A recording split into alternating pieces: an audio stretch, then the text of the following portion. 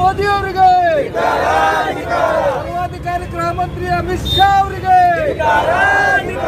ಜನವಿರೋಧಿ BJP ಸರ್ಕಾರಕ್ಕೆ, ಜನವಿರೋಧಿ BJP ಸರ್ಕಾರಕ್ಕೆ, ಪ್ರಜಾಪ್ರಭುತ್ವ ವಿರೋಧಿ ಬಿಜೆಪಿ ಸರ್ಕಾರಕ್ಕೆ. ಇವತ್ತು ಏನು ಕಳೆದ ವಾರದಿಂದ ಲೋಕಸಭೆ ಮತ್ತು ರಾಜ್ಯಸಭೆಯಲ್ಲಿ ವಿರೋಧ ಪಕ್ಷದ ಸಂಸದರನ್ನು ಇವತ್ತು ಕಾಯ್ದೆಯನ್ನು ಮೀರಿ ಅವರನ್ನು ಸಂಸತ್ ಮತ್ತು ಚಟುವಟಿಕೆಗಳಿಂದ ಹೊರಹಾಕಿ ಇವತ್ತು ಏಕಪಕ್ಷೀಯವಾಗಿ ಸರ್ವಾಧಿಕಾರಿ ರೀತಿಯಿಂದ ಇವತ್ತು ಆಡಳಿತ ಮಾಡ್ತಕ್ಕಂಥ ಬಿ ಜೆ ಪಿ ಸರ್ಕಾರದ ನೀತಿಯ ವಿರುದ್ಧ ಇವತ್ತು ನಾವು ಪ್ರತಿಭಟನೆಯನ್ನು ಮಾಡಿದ್ದೇವೆ. ಪ್ರಜಾಪ್ರಭುತ್ವ ವ್ಯವಸ್ಥೆಯಲ್ಲಿ ಆಡಳಿತ ಪಕ್ಷಕ್ಕೆ ಎಷ್ಟು ಸಂಸತ್ನಲ್ಲಿ ಸ್ಥಾನಮಾನ ಇದೆಯೋ ಅಷ್ಟೇ ಅದೇ ಸ್ಥಾನಮಾನ ಕೂಡ ವಿರೋಧ ಪಕ್ಷಕ್ಕೆ ಇರ್ತಾಯಿದೆ.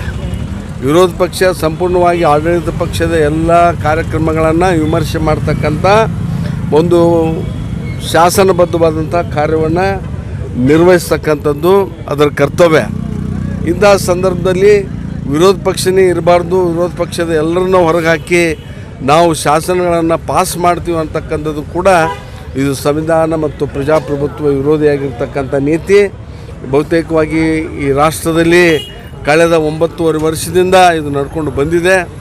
ಬರ್ತಕ್ಕಂಥ ದಿನಮಾನದಲ್ಲಿ ಇವತ್ತು ನಾವು ಇಂಡಿಯಾ ಒಕ್ಕೂಟವನ್ನು ಏನು ಮಾಡಿದ್ದೀವಿ, ಇವತ್ತು ನಮ್ಮ ಪಕ್ಷದ ನೇತಾರರು ಎಲ್ಲ ವಿವಿಧ ಪಕ್ಷಗಳ 28 ಪಕ್ಷಗಳ ಪ್ರಮುಖರು ಎಲ್ಲರೂ ಕೂಡಿ ಒಂದು ಇಂಡಿಯಾ ನೇತೃತ್ವವನ್ನು ಏನು ಮಾಡಿದ್ದೀವಿ. ಈ ನೇತೃತ್ವದ ಮುಖಾಂತರ ಈ ಒಂದು ಪ್ರಜಾ ವಿರೋಧಿ ನೀತಿಗಳನ್ನು, ಸಂವಿಧಾನ ವಿರೋಧಿ ಸರ್ಕಾರವನ್ನು ಅಧಿಕಾರದಿಂದ ಇಳಿಸ್ತಕ್ಕಂಥ ಪರಮ ಆದ್ಯತೆಯ ಮೇಲೆ, ಕರ್ತವ್ಯದ ಮೇಲೆ ಇವತ್ತು ಇಡೀ ದೇಶಾದ್ಯಂತ ಎಲ್ಲರೂ ಕೂಡ ಕಾರ್ಯಾರಂಭ ಮಾಡಿದ್ದಾರೆ. ಮೋದಿ ಅವರ ಒಂದು ಅಧಿಕಾರ ಇನ್ನು ಶಾಶ್ವತ ಅಲ್ಲ ಅಂತಕ್ಕಂಥ ಸಂದೇಶವನ್ನು ನಿಮ್ಮ ಮಾಧ್ಯಮದ ಮುಖಾಂತರ ಕೊಡಲಿಕ್ಕೆ ಬಯಸ್ತಾ ಇದ್ದೇವೆ. ಇವತ್ತು ನಮ್ಮ ಭಾರತ ದೇಶದ ಇತಿಹಾಸ ನೋಡಿದಾಗ ಯಾರ್ಯಾರು ಈ ರೀತಿ ಸಂವಿಧಾನಕ್ಕೆ ಅಪಚಾರ ಮಾಡಿದ್ದಾರೆ, ಸಂವಿಧಾನ ವಿರೋಧಿಯಾಗಿ ನಡ್ಕೊಂಡಿದ್ದಾರೆ, ಅಂಥವ್ರನ್ನ ಅಧಿಕಾರದಿಂದ ಇಳಿಸಿ ಹೊಸ ಸರ್ಕಾರವನ್ನು ತಂದಿರತಕ್ಕಂಥ ಉದಾಹರಣೆಗಳನ್ನು ಅನೇಕ ಸಂದರ್ಭದಲ್ಲಿ ನಾವು ನೋಡಿದ್ದೇವೆ. ಈ ಸಂದರ್ಭದಲ್ಲಿ ಕೂಡ ಇವತ್ತು ಶಾಶ್ವತವಾಗಿ 2024ನೇ ಇಸ್ವಿಗೆ ಇವತ್ತು ಏನು ಈ ಒಂದು ಪ್ರಜಾ ವಿರೋಧಿ ಮತ್ತು ಸರ್ವಾಧಿಕಾರಿ ಸರ್ಕಾರ ಇವತ್ತು ನಡೀತಾ ಇದೆ ದೇಶದಲ್ಲಿ, ಅದು ಕೊನೆ ಆಗ್ತಾ ಇದೆ ಅಂತಕ್ಕಂಥ ಮಾತನ್ನು ಹೇಳಲಿಕ್ಕೆ ಬಯಸ್ತಾ ಇದ್ದೀವಿ. ಈ ದೇಶವನ್ನು ಮುಳುಗುವಾಗಾಗಿ ನಾವು ಈ ದೇಶದಿಂದ ಬಿಜೆಪಿಯನ್ನು ತೊಲಗಿಸಬೇಕಾಗಿದೆ. ಯಾಕಂದರೆ ಇದು ಜಗತ್ತಿನಲ್ಲಿ ಮೊದಲನೇ ಸಲ ನಾವು ನೋಡ್ತಾ ಇರುವುದು 148 ಶಾಸಕರನ್ನು ಹೊರಗಿಟ್ಟು ಇವರು ಸದನವನ್ನು ನಡೆಸ್ತಾ ಇದ್ದಾರೆ. ಸಂಸದರನ್ನು ಹೊರಗಿಟ್ಟು ಇವರು ದೇಶವನ್ನು ನಡೆಸ್ತಾರೆ. ಯಾವಾಗಲೂ ಹೇಳಿದ್ರೆ ನಿಮ್ಗೆ ಈ ದೇಶದೊಳಗೆ ಎಲ್ಲರೂ ಒಕ್ಕಟ್ಟಾಗಿ ಒಂದಾಗಿ ಹಿಂದೂ ಮುಸಲ್ಮಾನ ಎಲ್ಲರೂ ಒಂದಾಗಿ ನಡೆದರೆ ಈ ದೇಶ ಮುನ್ನಡೀತದೆ. ಈ ದೇಶವನ್ನು ಇವರು ಪೂರ್ತಿ ಹದಿಗರಿಸಲಿಕ್ಕೆ ಬೆನ್ನತ್ತಿದ್ದಾರೆ. ಇವು ಬ್ರಿಟಿಷರ ಚೇಲಾಗಳು ಬಿಜೆಪಿ ಅವರು ಈ ದೇಶವನ್ನು ಪೂರ್ತಿ ಹಾಳು ಮಾಡುತ್ತಾರೆ, ಬಿಡಂಗಿಲ್ಲ. ಈ 4 ಜನ ಅದಾನಿ, ಅಂಬಾನಿ, ಮೋದಿ, ಅಮಿತ್ ಶಾ ಯಾವರಿಗೆ ದೇಶದಲ್ಲಿ ಇರ್ತಾರೆ ಇವರಿಗೆ ಗಲ್ಲ ಶಿಕ್ಷೆಯನ್ನು ಕೊಡಬೇಕು.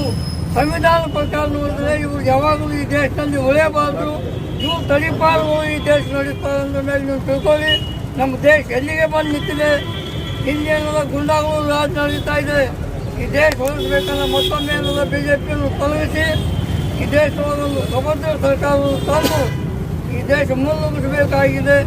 ಎಲ್ಲರೂ ಏನದ ಈ ಸಂದರ್ಭದಲ್ಲಿ ಮಾತನಾಡಲಿಕ್ಕೆ ಅವಕಾಶ ಕೊಟ್ಟಂತ ಎಲ್ಲರಿಗೂ ಒಂದು ಮಾತು ಮುಗಿಸ್ತೀನಿ. ಜೈ ಹಿಂದ್, ಜೈ ಕರ್ನಾಟಕ, ಜೈ ಕಾಂಗ್ರೆಸ್. ಜಿಲ್ಲಾ ಕಾಂಗ್ರೆಸ್ ಸಮಿತಿ ವತಿಯಿಂದ ಸನ್ಮಾನ್ಯ ಅಧ್ಯಕ್ಷರಾದಂಥ ರಾಜು ಆಲ್ಗೂರ್ ಸರ್ ಅವರ ಒಂದು ನೇತೃತ್ವದಲ್ಲಿ ಏನು ಈ ಒಂದು ಭ್ರಷ್ಟ ಕೇಂದ್ರ ಬಿಜೆಪಿ ಸರ್ಕಾರದ ವಿರುದ್ಧ ಇವತ್ತು ನಾವು ಪ್ರತಿಭಟನೆಯನ್ನು ಹಮ್ಮಿಕೊಂಡಿದ್ದೇವೆ. ಈ ಕೇಂದ್ರ ಬಿಜೆಪಿ ಸರ್ಕಾರ ಹಾಗೂ ಮೋದಿಯವರು ಏನು ಈ ಒಂದು ಸಂಸದರನ್ನು ಅನರ್ಹಗೊಳಿಸಿದ್ದಾರೆ, ಅವರು ಸರ್ವಾಧಿಕಾರ ಧೋರಣೆ ಮಾಡ್ತಾ ಇದ್ದಾರೆ.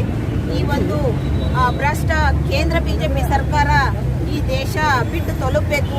ಮುಂದಿನ ದಿನಮಾನಗಳಲ್ಲಿ ನಾವೆಲ್ಲ ಕಾಂಗ್ರೆಸ್ ಸರ್ಕಾರ ಅಧಿಕಾರಕ್ಕೆ ಬರಬೇಕಂತ ನಾನು ಈ ಒಂದು ಸಂದರ್ಭದಲ್ಲಿ ಹೇಳಿಕ್ಕೆ ಇಷ್ಟಪಡ್ತೀನಿ.